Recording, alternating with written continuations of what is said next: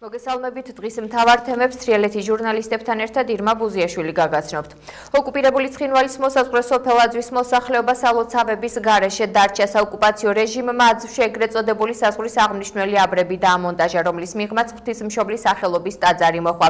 ადგილობრივები ამბობენ, რომ პირობითი საზღვრის მიღმა დარჩა წმინდა გიორგის სახელობის ეკლესიაც. აძველების სოფლის თავზე რუსული სამხედრო ვერტმფრენების გახშირებულ პატრულირებაზეც საუბრობენ. დღესვე მოსახლეობამ აქცია გაამართა სოფლის ცენტრში შეკრებილ მათობით ადგილობრივმა სოფელში არსებული პრობლემების მოგვარება მოითხოვა. გიორგი ახალკაცი და ლევან ხუციშვილი დეტალებით. ეს არის რუსების დადგმული ტრაფარიდი. ამის იქით გადასვლა არ შეიძლება, იმიტომ აკრძალულია. აძვის მოსახლეობა სალოცავების გარეშე დარჩა. საოკუპაციო რეჟიმმა საძოვრების და სოფლის კუთვნილი ნაკვეთების შემდეგ ოკუპირებულ ტერიტორიაზე ამჯერად წმინდა გიორგის სახელობის ეკლესია მოაქცია. ტაძართან მისასვლელ გზაზე მწვანე შეღებილი აბრები ადგილობრივებს ცოტა ხნის წინ დახვდათ. აღმართულ ტრაფარეტებზე წერია, რომ ამის იქით სამხრეთ ოსეთია და ქართველების გადაადგილება იკრძალება. სალოცავი ეს ამ ჩვენ სალოცავში ვერ მივდივართ. ვერ მივდივართ, იმიტომ რომ ამოვიდნენ დაიჭირეს 1-2 კაცი ჩვენ სოფლელი თვითონ. რომელი სალოცავი მდებარეობს? ეს არის წმინდა გიორგი. სოფელში რუსული სამხედრო ვერტმფრენის მიერ საქართველოს საჰაერო სივრცის დარღვევის შემთხვევებზეც საუბრობენ. ადგილობრივების ცნობით ვერტმფრენები აძვის თავზე ხშირად ჩნდებიან, რის გამოც მათ შიშის ქვეშ უხდებათ ცხოვრება. მათივე ინფორმაციით ოკუპირებულ ტერიტორიასთან მიახლოების შემთხვევაში ოკუპანტები ადგილობრივებს აკავებენ და ცხინვალის წინასწარი დაკავების იზოლატორში გადაჰყავთ. აქვე გვიყვებიან იმასაც, რომ მოსახლეობა საკუთარ ნაკვეთებში გადაადგილებას ვერ ახერხებს. აძვის ოკუპირებული აძვის თავი და ზემო არცევი ესაზღვრება. იქით ბაღში ვერ გადადიან. ტრაქტორისტი ხნავდა ბაღებს და ის ტრაქტორისტი დააკავეს, რომ ნუ მოდიხართ აქამდეო. აქვთ ხალხს საზღვრამდე აქვთ ბაღები და სადაც წავიდნენ, აბა როგორ დაამუშაონ. საქონელი გადადეს. ხო, საქონელი გადადეს მიყავთ. აღარ ვერტმფრენები და რაღაც. დაფრინავენ ხალხი შიშის ქვეშ არის. საძოვრებიც არა გვაქვს შვილო, აი პატარა ადგილს რო ნახავენ, ხნავენ და შედიან.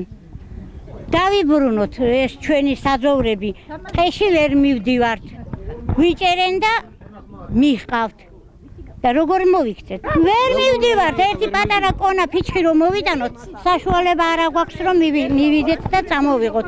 ჩვენია აი წმინდა გიორგის სალოცავში რო ავიდეთ, იმის უფლებაც არ აქვს. მაგრამ ხალხი არავინ არ აქვს შვილო, არავინ, აი ესე ვარ გაუბედურებულ სოფელში, აი არავინ არ არის ჩვენი არც ადგილობრივი მთავრობა და არც არავინ არ. ჩვენთვის არავინ არ. ჯარიაშენში რო დაარიგდა ხლა 1600 ჯვარი, წითელი ჯვარი.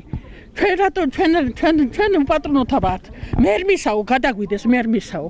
გვატყვილები პატარა ბავშვები ვითას. არავის ჩვენი არ გახსოვარ, არჩევნებამდე ახome რაღაცის არიქა და ყველა ხმებზე და ყველა იმაზე და მე რო ხამარს გაისტორებენ, მე აღარავის არ აინტერესებს. თვითონ ხო აქ თბილი აქცივი აქ. აქ გამოხედო. მოვიდნენ. აძველებს გარდა პირობითი საზღვრისგან გამოწვეული პრობლემებისა ათობით საკითხის მოგვარება სურთ. მათის პრობლემები, რაც სოფელში წლებია გადაუჭრელია, დღეს აქციაზე გააჟღერეს. მოსახლეობა სოფლის ცენტრში შეიკრიბა და არსებული მოუგვარებელი პრობლემების გადაჭრა მოითხოვა. ადგილობრივების განმარტებით იმის მიუხედავად, რომ მათი სოფელი ეგრეთ წოდებულ საზღვართან მდებარეობს, ხელისუფლებისაგან მიტოვებულია. სოფელში ამორტიზებულია საგზაო ინფრასტრუქტურა, არ მომხდარა გაზიფიცირება. გრევის პირასაა ძველი სკოლის შენობა და არ არის სასმელი და სარწყავი წყალი. ესი მოუგვარებელი პრობლემების მცირე ჩამონათვალია, რაზეც აძველები საუბრობენ. ჯერ ელემენტარული გაზი არ არის მოსული, დაიწყეს არ მოსულა გაზი საერთოდ. აგერ სკოლას თქვენ თვითონ მიხედავთ, სკოლაში ვაფშე არაფერი არ არის, ბავშვი რო შევიდეს შეიძლება მოკვდეს. ყველანაირად ვართ მოწყვეტილი. ჯარიაშენში წითელი ჯვარი ვაფშე არ ყოფილა. იქ კიდე ფულები დარიგდა და მთელი ამბები. აგერ ბაზას ხედავთ, ბაზა, მთელი ძალიან ბევრი პრობლემებია და დანარჩენსა აგერ ხალხია და დანარჩენი. ჩვენზე კონფლიქტიანი ზონა არც ერთი არ არის საერთოდ. პროექტელოტები ასე დაფრინავენ ჩვენ თავზე. რავი, ჩვენი მოგკითხავი არ არის გაზის პრობლემა აქვს პირველ რიგში, პრობლემა იყო, რომ ეხამდე ამოსული გაზი. ამის ქვეით არაფერი არ გაკეთებული. აი ხელოსოფელია ქვეით, აქამდე მოიყვანეს, გააჩერეს ამ წლები ეგრეა. სააკაშვილის დროს ეგრე იყო, ეხლაც ეგრეა. არაფერს პატრონი არ ახავს. იმიტომ გამგებელები ზოგი ჯარიაშენელი მოდის, ზოგი ახრისელი მოდის და სოფელაძვიდან არც ერთი არ არის. რა თქმა უნდა, ადგილობრივი რო არ არის, გული არ შესწკივა სოფელზე.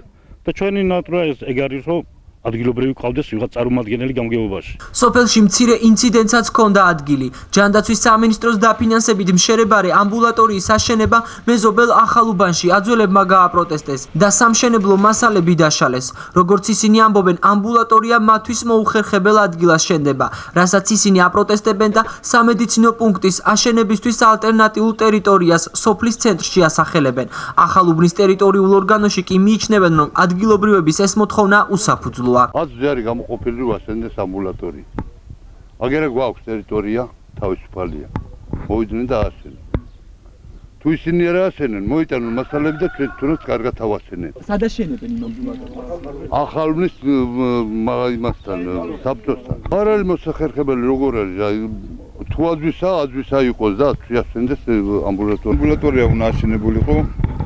აი ამათ მზიან ტერიტორიაზე და adzvis მოსახლეობამ გააპროტესტა, რომ გვინდაო რომ ეს ტერიტორია არ მოეწონათ, თვითონ სოფლის ტერიტორიაზე უნდა აშენება.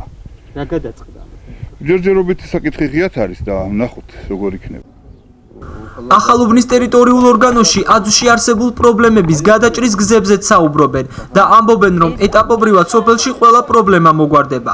აძველები კი აცხადებენ, რომ თუ ხელისუფლება მათ სოფელში არსებული ვითარებით დროულად არ დაინტერესდება, ისინი ცენტრალურ მაგისტრალს გადაკეტავენ. სოფელი adzვი ოკუპირებულ ტერიტორიას ესაზღვრება. ამ სოფლიდან ხშირია საოკუპაციო რეჟიმის მხრიდან ადგილობრივების და მსხვილფეხა პირუტყვის გატაცების ფაქტები.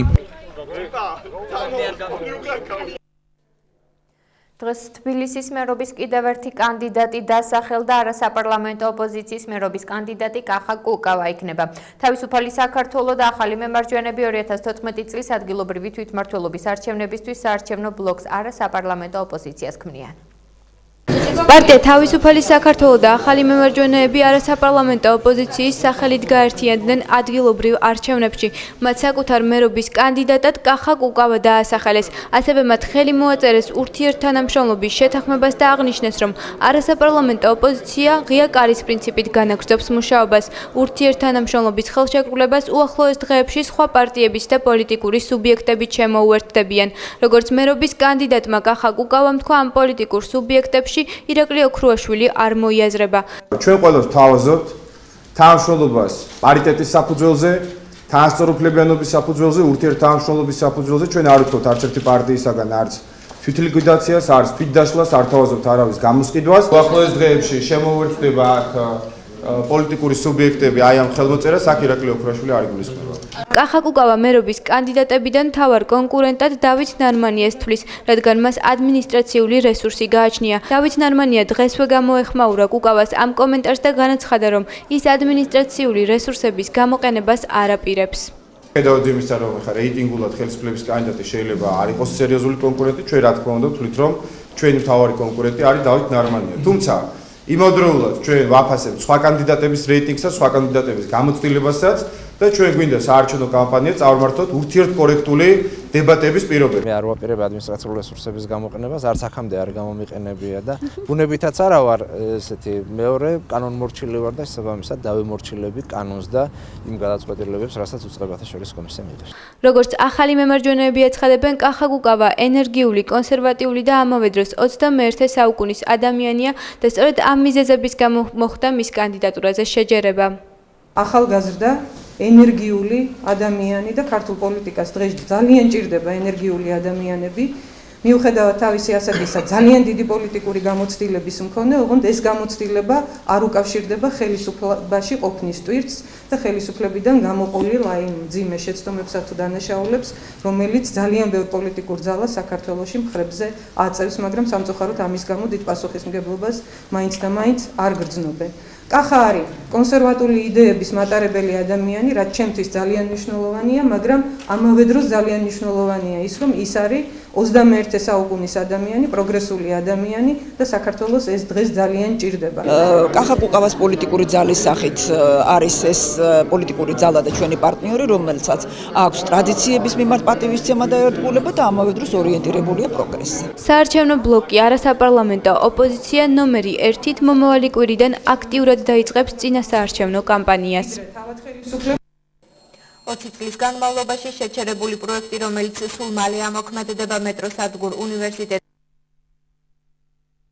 განვითარებისა და ინფრასტრუქტურის მინისტრმა დავით ნარმანიამ დღეს სამშენებლო ობიექტი დაათვალიერა და პროექტთან დაკავშირებულ საკითხებს ადგილზე გაეცნო. თბილისში მალე ახალი მეტროს სადგური აშენდება. მეტროსადგურ უნივერსიტეტის მშენებლობა წელს კიდევ ერთხელ განახლდა. დავით ნარმანიამ და ელგუჯა ხოკრიშვილმა მეტროსადგურ უნივერსიტეტის სამშენებლო მოედანი დაათვალიერეს. მათ სამშენებლო ობიექტი მოინახულეს და პროექტთან დაკავშირებულ საკითხებს ადგილზე გაეცნენ.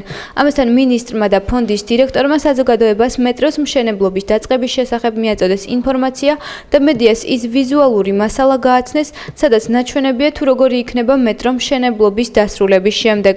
პროექტის ფარგლებში გაკეთდება გვირაბების რეაბილიტაცია, რომელთა საერთო სიგრძე 2,6 კილომეტრს შეადგენს. მშენებლობის ფარგლებში მოწყობა სადგურის მიწისქვეშა და მიწისზედა შენობები. ამოსასვლელები ვაჟა-ფშაველას გამზირზე და სანდრო ეულის ქუჩაზე. მშენებლობის ხანგრძლივობა 24 თვეა, რის შედეგადაც დედაქალაქის მოსახლეობას ახალი თანამედროვე სტანდარტის მეტრო მოემსახურება.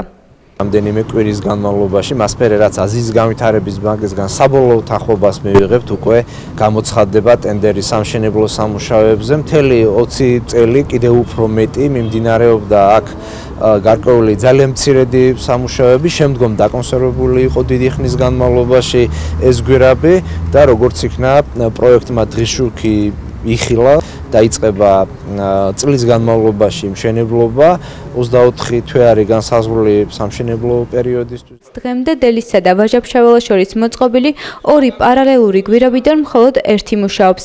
მეორე ხაზი კი ამ დრომდე არ არსებობს. ვაჟა-ფშაველასა და უნივერსიტეტის სადგურებს შორის გვირაბები გაყვანილია, მაგრამ სამუშაოები ამ დრომდე დასრულებული არ არის. მშენებლობის შედეგად დელისსა და ვაჟა-ფშაველას მეტროსადგურებს შორის მეორე გვირაბიც ამუშავდება, ხოლო დედაქალაქში არსებულ 22 მეტროსადგურს ახალი 23 სადგური დაემატება. წლების განმავლობაში გაჩერებული პროექტი, რომლის განხორციელებაც მნიშვნელოვან როლს შეასრულებს დედაქალაქის განვითარებაში, თქვენ იცით, რომ დღეს მდგომარეობით უკვე წარმოდგენილი არის საბოლოოდ შეჯერებული პროექტი, რომელიც უკვე თანხმდება დონორთან და ძალიან მალე გამოცხადდება ტენდერი სამშენებლო სამუშაოებზე. თბილისის მეტრო 1966 წელს გაიხსნა, დღეისთვის ის ორი ხაზისგან შედგება. საერთო სიგრძით 27 კილომეტრი. სულ დედაქალაქში ამჟამად 22 სადგური ფუნქციონირებს, 2016 წელს კი დედაქალაქს 23 თანამედროვე სტანდარტების ახალი მეტროსადგური დაემატება. გორის მუნიციპალიტეტის გამგეობის წლიური ანგარიში საკრებულოს დეპუტატების ხმათა უმრავლესობით დადებითად შეფასდა, თუმცა რამდენიმე მათგანი სამსახურების მუშაობით უკმაყოფილოა. ანგარიშის განხილვამ სხდომაზე მწვავე დისკუსია და კამათი გამოიწვია. ოპოზიციური ფრაქციების შენიშვნები, მთავარი მიღწევები და მუნიციპალიტეტში განხორციელებული ყველაზე მნიშვნელოვანი პროექტები იხილეთ ნინო ბოლაშვილის სიუჟეტში.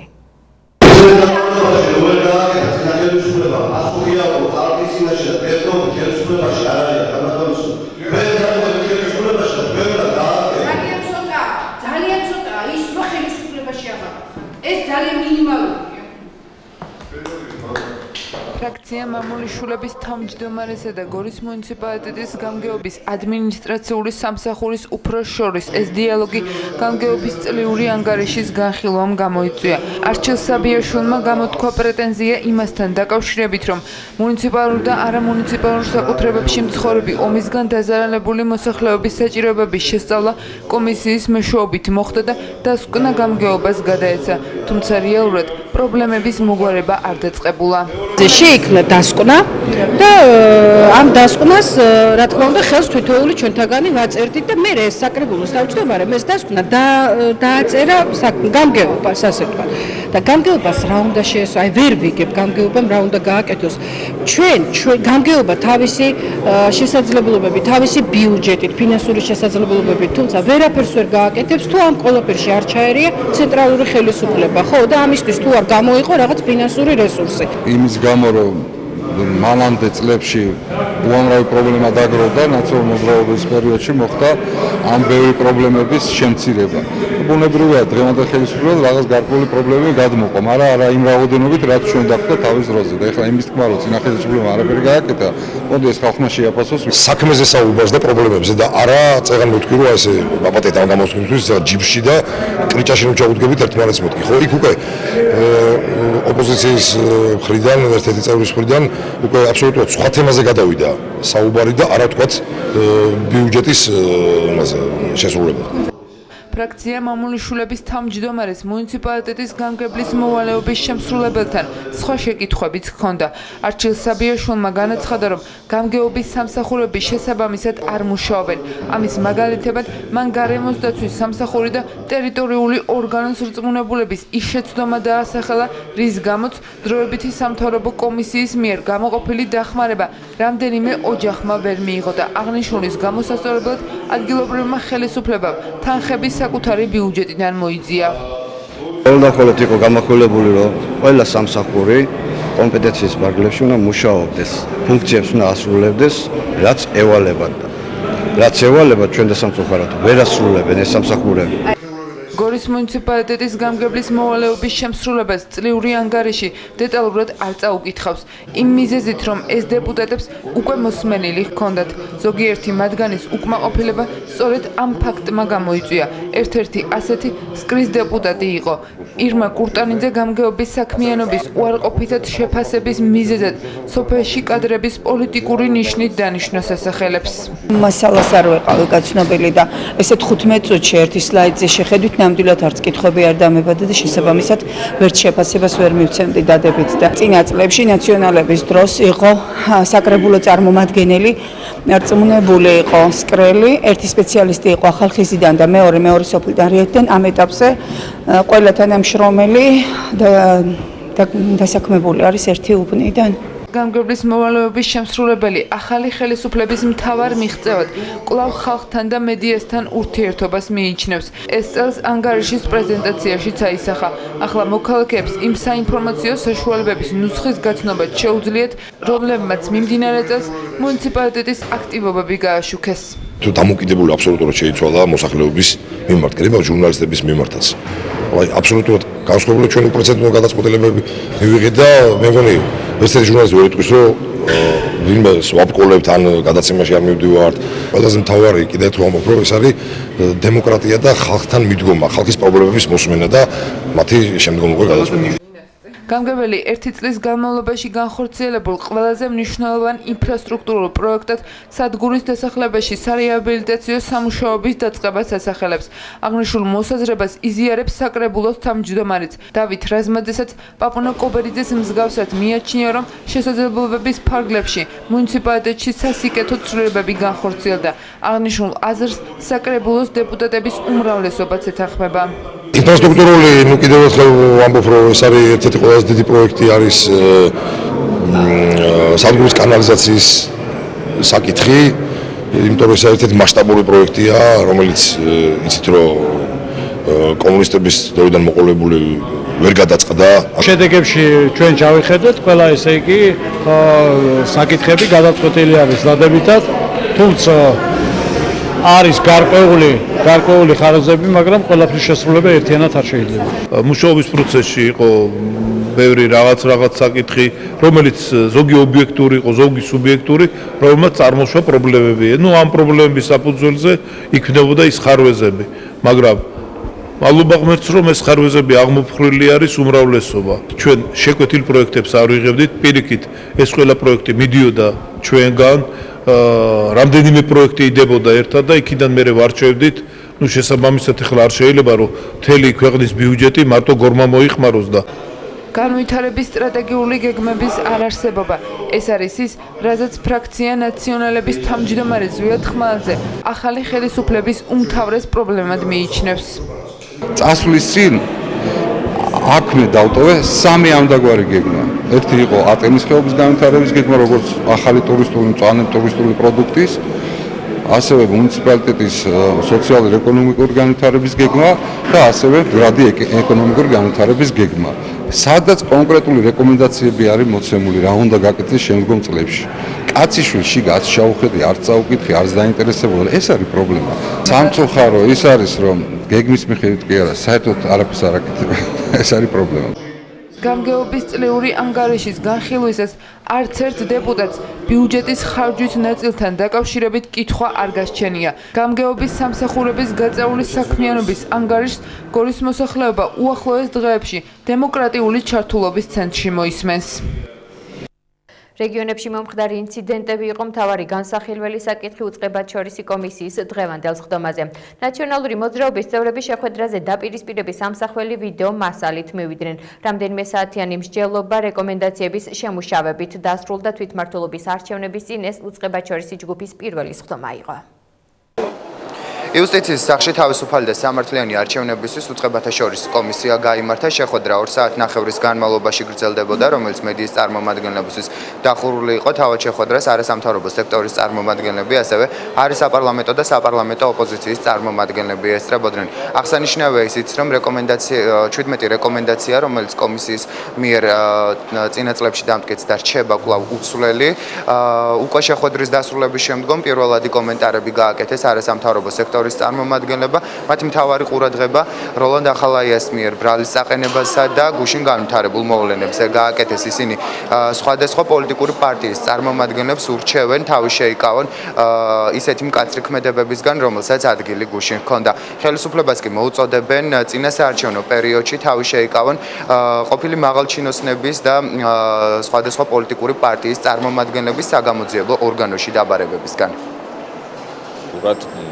ჩვენ მოუწოდეთ ბევრ ჩართულ მხარეს არჩევნებში ჩვეულებრივ მოქალაქეებს, პოლიტიკურ აქტივისტებს, რომ თავის შეიკავონ კონტრაგიტაციისგან, კონტრდემონსტრაციების გამართვისგან, რადგანაც დაძაბული გარემო ავნებს ზოგადად საარჩევნო პროცესებს და ასევე ჩვენ მოუწოდეთ უწყებათა შორის კომისიას რეკომენდაციის მიღება და კარგია რომ კომისია მიიღებს ამ რეკომენდაციას. რაც შეეხება კონკრეტულ ფაქტებს, სადაც ძალადობის ფაქტი შეიძლება ყოფილიყო და ის სამხედროები დანაშაული შეიძლება იყოს, ამაზე შემდეგ სხდომაზე ალბათ მოვისმენთ ინფორმაცია შინაგან საქმეთა სამინისტროსგან. ჩვენი რეკომენდაცია ისევ რჩება, რომ არჩევნებამდე ახლო პერიოდში მაქსიმალურად იქნას თავის შეკავებული წამყვანი პოლიტიკური ფიგურების, ასევე რიგითი აქტივისტების საგამოძიებო სტრუქტურებში დაბარებისგან, მithumetes ბრალის წაყენებისგან შესაბამისად, თუ ეს გადაუდებელი აუცილებლობა არის, მე არ ვიცი უბრალოდ კონკრეტული შემთხვევა როგორ არის არანაირად, თუ ეს გადაუდებელი აუცილებლობა არ არის, ჩვენ ყოველთვის რეკომენდაცია გვაქვს, რომ თავის შეიკავონ აი ამ 2 თვის განმავლობაში მაინც. დღეს შეფასებები გააკეთეს ასევე ერთიანი ნაციონალური მოძრაობის წარმომადგენლებმა ჟურნალისტებთან საუბარში ზურაბ ჭიაბერაშვილმა იმ დეტალებზე გაამახვილა ყურადღება, რასაც მიმდინარეობდა განხილვა და რაც წამოაყენა საპარლამენტო ოპოზიციის წარმომადგენლებმა კომისიის სხდომაზე. ნაციონალურ მოძრაობას ძალადობრივ გარემოში უხდება საარჩევნო კამპანიის წარმართვა, რაც ბუნებრივია არ შეესაბამება სამართლიანი და თავისუფალი არჩევნებისათვის აუცილებელ გარემოს. ჩვენს მიერ დაყენებული იქნა ეს საკითხები, ის რაც მოხდა გუშინ საქართველოს სხვადასხვა ქალაქში კომისიის წინაშე, ასევე ხაზი გაუსვით იმას, რომ ჩვენი წევრების და ლიდერების მიმართ მიმდინარეობს პოლიტიკური დევნა და პროკურატურა ამისთვის გამოყენებულია პოლიტიკური იარაღად და მოვითხოვეთ, რომ შეწყდეს ერთის პრო პოლიტიკური დევნა და ბოლო მოეღოს იმ ძალადობას, რაც არის. უკვე შეხვედრის დასრულების შემდგომ კომენტარი გააკეთა თავად იუსტიციის მინისტრმა თია წულუკიანმა. მან ყურადღება გაამახვილა გუშინ განვითარებულ მოვლენებზე და დასძინა, რომ იგი მოუწოდებს საზოგადოებას თავის შეიკავონ რადიკალური ქმედებებისგან და მოუწოდებს სხვადასხვა პოლიტიკური პარტიის აქტივისტებს და წარმომადგენლებს იყვნენ უფრო მობიერი და თავშეკავებულნი. ჩვენ მოუწოდეთ და მე პირადად როგორც თავმჯდომარემ ამ კომისიის მოვუწოდე ყველა საზოგადოებრივ მოძრაობას, მათ შორის იმათ, ვინც გუშინ აქტიურობდა, რომ თავის შეიკავონ მომდევნო 2 თვის განმავლობაში იმ პარტიების შეკრებებზე დასწრებისგან, რომელთა მოსაზრებებიც მათთვის მისაღები არ არის, რადგან განსხვავებულ აზრს აქვს არსებობის უფლება და არჩევნები არის შეჯიბრი. ამ შეჯიბრში კანდიდატებს უნდა მიეცეთ საშუალება 7 გარემოში ეკონტაქტონ ამორჩეულს და შემდეგ ამორჩეული თვითონ გადაწყვეტს, ვინ უფრო ღირსეულია, ვინ უფრო იმსახურებს, რომ ჩაბარდეს ადგილობრივი თვითმმართველობის სადავეები. თავისუფალი და სამართლიანი არჩევნებისთვის უწყებათა შორის კომისიის შემდგომი სხდომა 2 კვირაში დაიგეგმა. სასჯელ აღსრულებისა და პრობაციის მინისტრის მრჩეველმა ლალი მოროშკინამ დღევანდელ პრესკონფერენციაზე ქვეყანაში არსებულ სიტუაციაზე და პოლიტიკურ პროცესებზე ისაუბრა. ლალი მოროშკინას განცხადებით, ნაციონალური მოძრაობა ყველაფერს აკეთებს იმისთვის, რომ ქუჩის აქციები დაიწყოს. ლალი მოროშკინამ ქვეყანაში ახალი პროცესების გააქტიურებაზე ისაუბრა. მისი თქმით, ნაციონალური მოძრაობა მოწოდებულია არეულობის ქუჩაში გადმოტანისკენ. ლალი მოროშკინას განცხადებით, მთავარი ოპოზიციური ძალა წერტილოვანი დარტყმებით ებრძვის მათ, ვინც აშკარად და ღიად უჭერენ მხარს ირაკლი ღარიბაშვილს. არის რამოდენიმე ადამიანი ღარიბაშვილის გარემოცვაში, რამოდენიმე ადამიანი სახელმწიფო სამსახურში, რომელიც რეალურად არიან შეიცავენ საბოტაჟის საფრთხეს, იმიტომ რომ ჩვენ ვიცით, რომ როგორ ებრძვის დღეს ნაციონალური მოძრაობა საქართველოს. ეს არიან ეგრეთ წოდებული პრეზიდენტის შეწყალებით გამოსული ძალიან მძიმე კრიმინალური წარსულის მქონე ადამიანები და მე ამას არ ვამბობ, ეს არ არის ლიტონის სიტყვები, არამედ შემიძლია დავამტკიცო. მიხეილ სააკაშვილმა გამოუშვა ძალიან დიდი რაოდენობით მკვლელები, პედოფილები, ის ადამიანები, რომლებსაც 20 და 30 წელი ჰქონდათ მისჯილი. ეს იმას ნიშნავს, რომ ეს ადამიანები დღეს არიან ვალში ყოფილი პრეზიდენტის წინაშე და ელოდებიან დროს, როდის აურიონ სიტუაციას და ჩვენ ვხედავთ რეალურად, რომ დაპირისპირება დაწყებულია და ხშირ შემთხვევაში ეს დაპირისპირება ზუსტად მათ მიერ არის ინსპირირებული. ლალი მოროშკინა აცხადებს, რომ მუქარა მის მიმართაც განხორციელდა, მას შემდეგ რაც მან გაუგზავნა ირაკლი ღარიბაშვილს მათი სია, ვინც სისხლის სამართლის დამნაშავეები არიან და მაღალ თანამდებობებს იკავებენ. მეჯვრისწყლის საჯარო სკოლის მოსწავლეები ლეიკემიით დაავადებულ ბავშვებს ეხმარებიან. აღნიშნული მიზნით ჰუმანიტარულ ცენტრ აფხაზეთის მიერ სკოლაში შექმნილმა ფიზიკის, ქიმიისა და ბიოლოგიის კლუბებმა ერთობლივი პროექტის სახალისო ატრაქციონი შეიმუშავეს, რომლის ფარგლებშიც ახალგაზრდებმა თეორიული ცოდნის გამოყენებით სხვადასხვა სახის ატრაქციონები შექმნეს, მათი სარგებლობის სანაცვლოდ კი მიზერული თანხა გადასახდელი. სწორედ ეს ფული გადაერიცხებათ ლეიკემიით დაავადებულ ბავშვებს. მეჯვრისწყლის საჯარო სკოლის მოსწავლეები ლეიკემიით დაავადებულ ბავშვებს ეხმარებიან. აღნიშნული მიზნით ჰუმანიტარულ ცენტრ აფხაზეთის მიერ სკოლაში შექმნილმა ფიზიკის, ქიმიის და ბიოლოგიის კლუბებმა ერთობლივი პროექტი სახალისო ატრაქციონი შეიმუშავეს. პროექტი, რომელიც ამავე ცენტრმა დააფინანსა, ახალგაზრდებში საბუნებისმეტყველო საგნების მიმართ ინტერესის გაზრდასაც ისახავს მიზნად. მაგალითად, ფიზიკის კლუბის ხელმძღვანელის თამარ აივაზიშვილის თქმით, აღნიშნული პროექტის ფარგლებში ახალგაზრდებმა თეორიული ცოდნის გამოყენებით სხვადასხვა სახის ატრაქციონები შექმნეს, რომლით სარგებლობის სანაცვლოდ მიზერული თანხაა გადასახდელი. ეს ფული კი ლეიკემიით დაავადებული ბავშვების დახმარებისთვის გროვდება. ფიზიკის, ქიმიის და ბიოლოგიის კლუბებმა შექმნეს პროექტი სახალისო ატრაქციონი. მან გამარჯვება დაიმსახურა და დაგვაფინანსეს. მას ჰქონდა ორი მიზანი: საბუნებისმეტყველო მეცნიერებების სწავლების მოტივაციის ამაღლება და შემოსული თანხით ლეიკემიით დაავადებული ბავშვების დახმარება. პროექტის სახალისო ატრაქციონი დღეს დაიწყო და სკოლამ ლეიკემიით დაავადებული ბავშვების დახმარების მსურველ არაერთ ადამიანს უმასპინძლა. სტუმრების სიმრავლით კმაყოფილნი არიან პროექტის მონაწილეები. როგორც ისინი ამბობენ, მნიშვნელოვანია, რომ საკუთარი ცოდნა ადამიანებმა მსგავსი კეთილის საქმისთვის გამოიყენონ. ლეიკემიით დაავადებულ ბავშვებს ჩვენ უნდა დახმარებულიყავით ჩვენი ფულით და ჩვენი შრომით და ბავშვებმა ძალიან ბევრმა გამოხდა ამის სურვილი, რომ დახმარებულიყვნენ ამ ბავშვებს და პროექტის დაფინანსების შემდეგ ბავშვებმა ძალიან ბევრი იმუშავეს, რომ ეს პროექტი საბოლოოდ ჩამოყალიბებულიყო, ძალიან განხორციელებულიყო. ბავშვებმა შექმნეს თავისი ხელით ყუთები, სხვადასხვა ნივთები. მეჯვრისწყლის საჯარო სკოლის მოსწავლეები თვლიან, რომ მსგავსი პროექტის განხორციელებით ისინი ახალგაზრდებში ქველმოქმედების პოპულარიზაციასაც ახდენენ. თქვენ ხედავთ აქ რომ არის სხვადასხვა კბილეული არის, სხვადასხვა წვენები არის. გამოვიტანეთ ეს ყველაფერი იმისთვის, საქველმოქმედო აქცია გავუკეთებინა ლეიკემიით დაავადებული ბავშვებისთვის. ეს არის ძირითადად გოგოების მიერ გამოწყობილი ნამსხვრევით კბილეული. ჩემი აზრით ძალიან მნიშვნელოვანია რომ მივეჩვიოთ ქველმოქმედებას თავიდანვე, ახალგაზრდობიდანვე, რადგან ეს ყველაფერი შეიძლება ძალიან კარგი იქნება რომ მომავალში რა თქმა უნდა გავაგრძელოთ.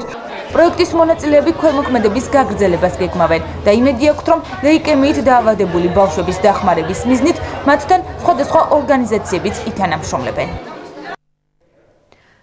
გორს შვეიცარიის ახალგაზრდა ძიუდოისტთა ნაკრების სტუმრობს ღონისძიების ორგანიზატორთა თქმით, ვიზიტის მთავარი მიზანი ქართველი და შვეიცარიელი ძიუდოისტების დამეგობრება. მათივე ინფორმაციით, სპორტსმენები გურამ პაპიტაშვილის სახელობის დარბაზში ერთობლივად ერთი კვირის განმავლობაში ივარჯიშებენ და ერთმანეთს საკუთარ გამოცდილებას გაუზიარებენ. გორს შვეიცარიის ახალგაზრდა ძიუდოის თანაკრები სტუმრობს, რომელიც 18-დან 21 წლამდე ასაკის სპორტსმენებითაა დაკომპლექტებული. როგორც ღონისძიების ერთ-ერთი ორგანიზატორი გიორგი ცხოვრებაშვილი განმარტავს, აღნიშნულის მთავარი მიზანი ქართველი და შვეიცარიელი ძიუდოისტების დამეგობრებაა. მისივე ინფორმაციით, სპორტსმენები გურამ პაპიტაშვილის სახელობის საჭიდაო დარბაზში ერთობლივად ერთი კვირის განმავლობაში ივარჯიშებენ და ერთმანეთს საკუთარ გამოცდილებას გაუზიარებენ. ისინი ეწევიან ერთობლივ ვარჯიშს ქართველებთან ერთად, რითიც ძალიან კმაყოფილები არიან. იმედია ეს ღონისძიება გაგრძელდება და იქნება გადაისახება ყოველწლიურ ღონისძიებად. გიორგი ცხოვრებაშვილის თქმით, საქართველოში სპორტის ეს სახეობა საკმაოდ კარგად არის განვითარებული. ამ მოსაზრებას შვეიცარიელი ძიუდოისტებიც იზიარებენ და თვლიან, რომ ერთობლივი ვარჯიში მათ სხვადასხვა ილეთების დამუშავებაში დაეხმარებათ. Mein Name ist Jason Eckenfeld. ჩამოსული ვარ შვეიცარიიდან, სანგალენის კლუბიდან, ნიპონ სანგალენ ეგრე ქვია. მოხარული ვარ აქ სბორებზე ყოფნით, ვარჯიშობ ქართველებთან ერთად. რაც მე ვისწავლე აქ ეს ძალისებური ილეთები დავამუშავე, რომელიც ქართველებს აქ ძალიან დახვეწილი და ძალიან კარგად ხმარობენ და იმედია გაგრძელდება ეს თანამშრომლობა მომავალშიც. შვეიცარიელი ძიუდოისტები მსგავსი ვიზიტით საქართველოში ჩამოსვლას მომავალშიც გეგმავენ. აღნიშნულს გორის ძიუდოის თანაკრების მწვრთნელი ანზორ თენაძეც მიესალმება. როგორც ის ამბობს, ერთობლივი ვარჯიშით გამოცდილების გაზიარება ხდება, რაც სპორტსმენებს სამომავლოდ სხვადასხვა წარმატების მიღწევაში დაეხმარება. კმაყოფილები არიან, როგორც ხედავ, ჩვენი ბავშვებიც კმაყოფილები არიან, ერთობლივი წვნებით ყოველთვის მეტ გამოცდილებას იღებენ და საკულაოდ წარმატებების იმიტომ გვაქვს. ხშირად ჩამოდიან ჩვენთან სხვადასხვა ქვეყნის თანატოლები, ჩვენი ბავშვები და ნელა იღებენ გამოცდილებას. ჩვენთან არიან შვეიცარიელების ნაკრები ჩამოსულები, ერთობლივი ვარჯიში გვაქვს, ძალიან მოგწონს ჩვენს და თვითონაც სურვილს გამოთქვავენ, რომ მომავალში ჩამოვიდნენ, მათაც მოსწონთ ჩვენთან ვარჯიში. ქართველი სპორტსმენები შვეიცარიის ახალგაზრდა ძიუდოის თანაკრების ვიზიტით კმაყოფილნი არიან და არ გამორიცხავენ, რომ მომავალში თავადაც ესტუმრონ მათ. აღნიშნულზე თავად ორგანიზატორებიც საუბრობენ, რომლებიც თვლიან, რომ მსგავსი სახის ურთიერთობა არა მხოლოდ სპორტული გამოცდილების გაზიარების კუთხით, არამედ სხვადასხვა ქვეყნების კულტურის გაცნობის თვალსაზრისითაც მნიშვნელოვანია.